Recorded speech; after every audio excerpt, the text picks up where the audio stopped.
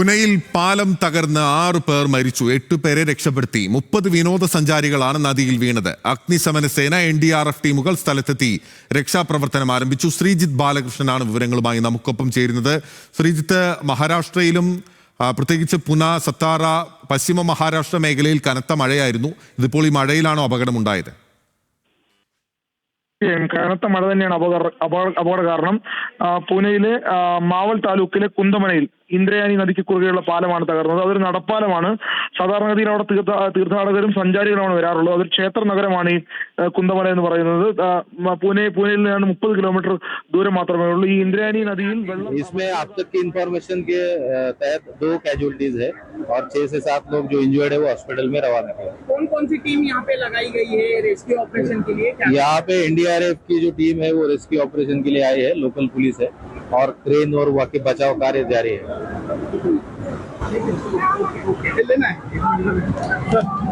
ഇപ്പോൾ ഒരു പോലീസ് ഉദ്യോഗസ്ഥന്റെ പ്രതികരണമാണ് കേട്ടത്. NDRFന്റെ ഉൾപ്പെടെ നേതൃത്വത്തിൽ രക്ഷാപ്രവർത്തനം തുടരുന്നു എന്നുള്ളതാണ് പോലീസ് ഉദ്യോഗസ്ഥൻ പറഞ്ഞത്. ശ്രീജിത്ത് നമുക്കൊപ്പം തുടരുന്നുണ്ട്. ശ്രീജിത്ത്, തുടരാം. ശക്തമായ കുത്തൊഴുക്ക് ആ പുഴയിൽ കാണുന്നുമുണ്ട്. പഴയ പാലമായിരുന്നു ഇത്, ഇരുമ്പ് പാലമാണല്ലേ?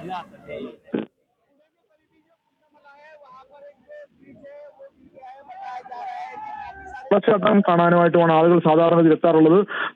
വലിയ പാറക്കൂട്ടങ്ങൾക്ക് മുകളിലൂടെ നദി കുത്തിയൊഴുകുന്നത് കാണാനാണ് ആളുകൾ സാധാരണ ഈ പാലത്തിന് മുകളിൽ കയറി നിൽക്കാറുള്ളത്. ഏതാണ്ട് 30ഓളം വിനോദസഞ്ചാരികൾ അവിടെ ഉണ്ടായിരുന്നു. 10 പേർക്ക് മാത്രം കയറിയാൽ അല്ലെങ്കിൽ ആ രൂപത്തിൽ തകർന്നു വീഴുന്ന ഒരു പാലമാണ്, പഴയ പാലമാണ്.